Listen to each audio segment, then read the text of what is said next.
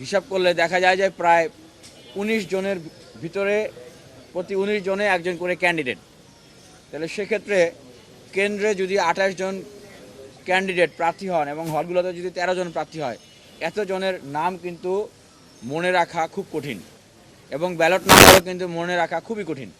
সেক্ষেত্রে আমরা দাবি জানিয়েছি যেন নাম, ব্যালট নাম্বারের পাশাপাশি যারা ক্যান্ডিডেট হবেন তাদের হালনাগাদকৃত স্পষ্ট ছবি যুক্ত করা হয়।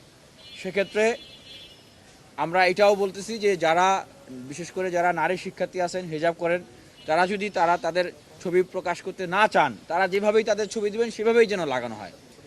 সেক্ষেত্রে আমরা বলতেছি না যে তাদের একদম মানে হিজাব ছাড়া ছবি দিতে হবে, সেটা আমরা বলতেছি না। যারা যেইভাবে কমফোর্ট ফিল করেন তাদের সেই ছবি দিতে হবে, তবে ছবি সেইখানে দেওয়ার জন্য আমরা দাবি জানিয়েছি। এবং যারা ক্যান্ডিডেট হয়েছেন এবং বিশ্ববিদ্যালয়ে বর্তমান যারা ভোটার আছেন তাদের কিন্তু সবারই এইটা দাবি। আমরা গতকালকে চিফ রিটার্নিং অফিসার সহ যারা ছিলেন আমরা তাদের সাথে কথা বলেছি।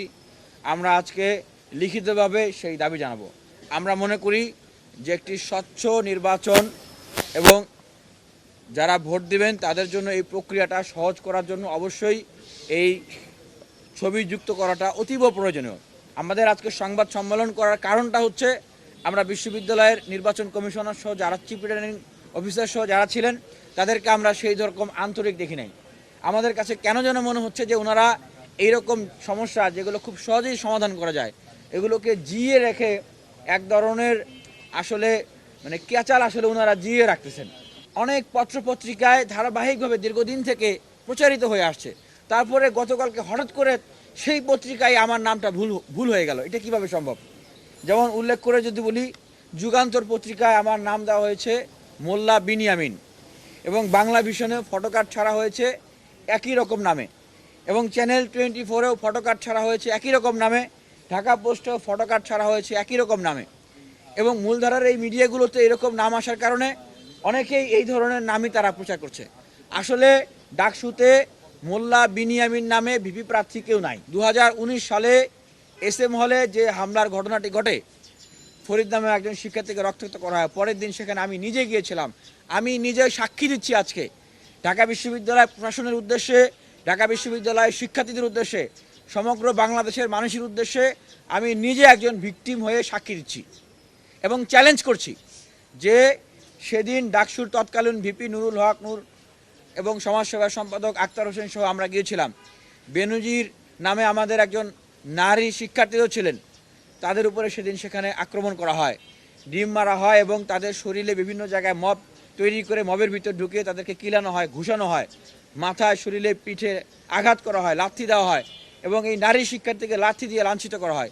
যেই ডকুমেন্টগুলো অন দ্য রেকর্ড এখনও আপনারা গুগলে সার্চ করলে বিভিন্ন পত্রপত্রিকা এবং নিউজে পাবেন।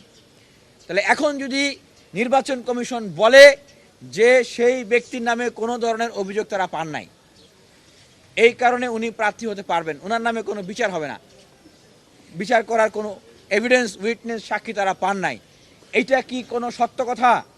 এইটা কি কোনো বাস্তব কথা? তাহলেও আমরা তো দেখতেছি যে ঠিক আওয়ামী লীগের সময়ে আমাদেরকে মাহাত্ম বিশ্ববিদ্যালয়ে পিটাইতো ছাত্রলীগ, প্রক্টরের কাছে গেলে প্রক্টর বলতো যে এরকম কোনো কিছু তো শুনি নাই, এরকম কোনো কিছু তো জানি না, এরকম বলতো। তাহলে এখন ওনারা কি একই রকমের ভূমিকা অবতীর্ণ হতে চায়? সেই জায়গা থেকে স্পষ্টভাবে বলতে চাই যে এই ডাকসু নির্বাচনের এই প্রক্রিয়াটাকে এই ইচ্ছা করে যেই সমস্যাটা একদিন, 2 দিন, 3 দিনে সমাধান করা যায় সেই সমস্যাগুলোকে ওনারা জিইয়ে রেখে ডাকসু বানচালের জন্য একটা চক্রান্ত করতেছেন।